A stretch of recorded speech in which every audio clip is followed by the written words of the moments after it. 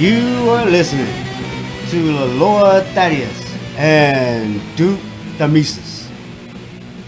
That is exclusively on SkullFace Records Radio. So, we're back again. That was Devil's Lettuce by Kentucky's own Lord Thaddeus and Reverend Fu Manchu. That song is about the infinite dangers and evils of marijuana and how you should never, ever use that illicit substance. It is so terrible for you. It is so terrible. How dare you?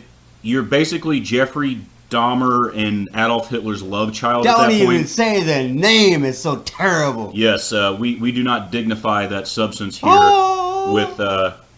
with comment. So the thing that I would really want to bring up and talk about right now is incels, and why do they even exist?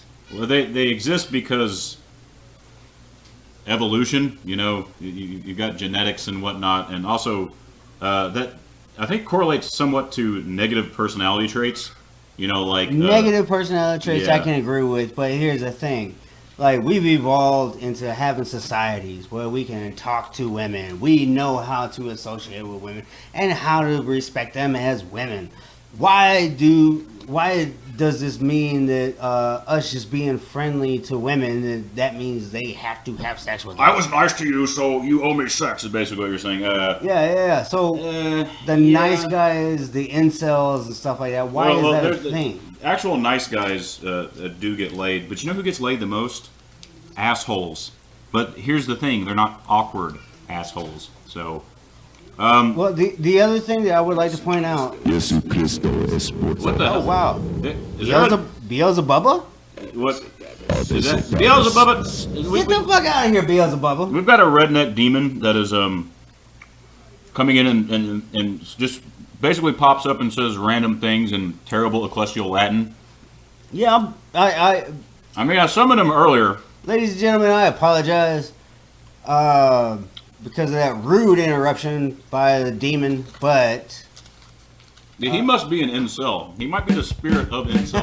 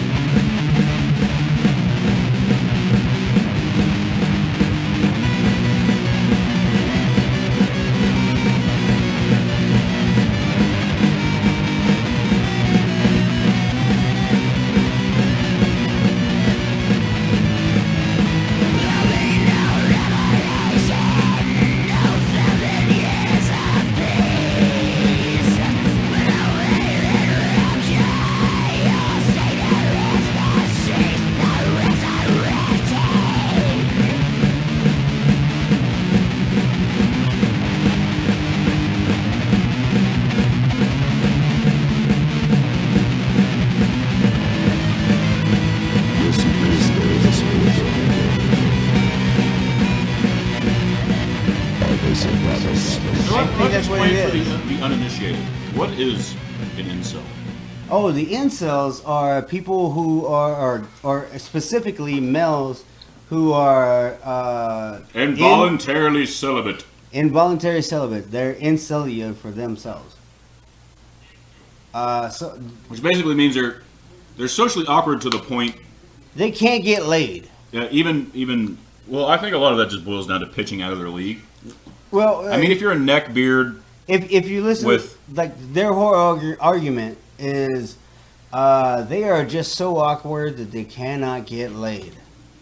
which is if there was ever an argument for the legalization of prostitution, I think look at the incels and you know. I like the fact that you would bring up legalizing prostitution, which, by the way, I think should actually happen, but not for this fucking reason.